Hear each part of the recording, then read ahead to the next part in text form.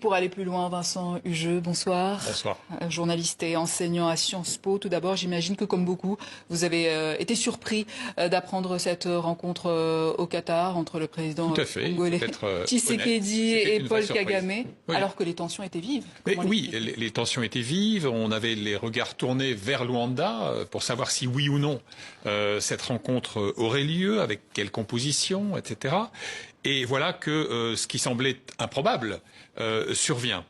Tout ça a été préparé dans le plus grand secret, avec une médiation très active donc de l'émir du Qatar. Je vois peut-être deux hypothèses. D'abord, l'extraterritorialité peut être un atout.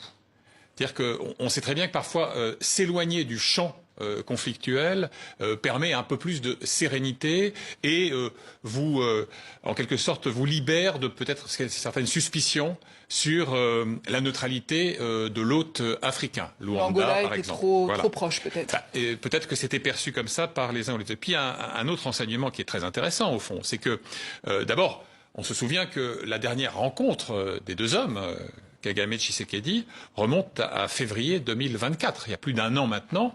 Elle avait été glaciale. C'était dans la coulisse d'un sommet de l'Union africaine. Et puis, on se souvient aussi du rendez-vous manqué de la mi-décembre dernier. Puisque, en fait, ce sommet... Luanda toujours, a été, au fond, déconstruit in extremis. Et j'observe enfin que, du côté de Kinshasa, la ligne rouge qui avait été tracée par Félix Tshisekedi, c'était ce fameux contact direct, négociation, avec la rébellion du M23. Lui a toujours considéré que son interlocuteur véritable, c'était Paul Kagame, puisqu'il est le mentor et le parrain de la dite rébellion, ce qui a été amplement documenté par diverses sources africaines et internationales. Et donc... à partir de là, on peut considérer qu'il a réussi à modifier un peu le format. Mais attention, soyons prudents. Ce qui est advenu aujourd'hui, c'est une prise de contact dont on nous dit qu'elle a duré environ 45 minutes, qu'elle aurait été cordiale, ce qui en langage diplomatique ne veut pas signifier grand-chose. Tout ce qui importe maintenant, c'est de savoir, quelle sera la suite qui sera donnée à cette rencontre inattendue. Et puis ensuite, est-ce que, parallèlement, la rencontre de Luanda va être maintenue, puisque en fait... Est-ce que c'est devenu un non-sujet ou pas, vu qu'il y a eu cette rencontre entre les deux chefs d'État congolais? Ce que l'on sait, sauf erreur ou omission, c'est que la délégation de Kinshasa était bel et bien là depuis hier soir lundi. Ils étaient présents. En revanche, celle du M23 s'était, semble-t-il, dérobée. Alors, il va de soi que ce qui s'est passé à Doha aujourd'hui au Qatar va changer la donne. Mais je crois avant tout que ça n'est que, en quelque sorte, le prologue d'un processus de négociation qui peut d'ailleurs s'expliquer aussi par le fait que vous avez des enjeux militaires essentiels.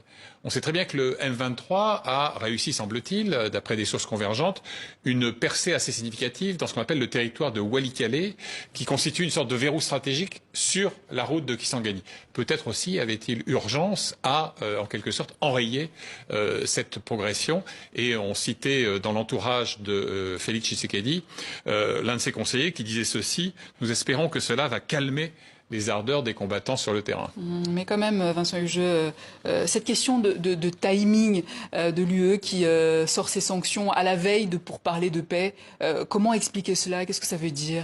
Vous savez, les pressions sont quand même convergentes et intenses depuis un certain nombre de semaines pour que l'Union européenne, en l'occurrence, puisqu'il s'agit d'elle, parle clair enfin et passe à l'acte conformément à ses propres textes et à sa propre doctrine. Alors on peut toujours évidemment objecter que le choix du moment n'était pas idéal alors qu'on savait que cette rencontre était assez périlleuse et incertaine. Et au passage, je souligne un élément qui est passé parfois inaperçu. À ma connaissance, il y avait un accord de Kinshasa pour envoyer une délégation, mais pas nécessairement pour qu'il y ait une négociation en direct avec d'hypothétiques émissaires du M23. C'est un format qu'on a vu dans maintes autres crises. Vous pouvez avoir les uns dans une pièce, les autres dans l'autre, le médiateur qui converse avec les uns puis les autres et qui essaye de faire passer les messages. À ma connaissance, il n'y a pas eu de rupture du dogme de la ligne rouge vue de Kinshasa.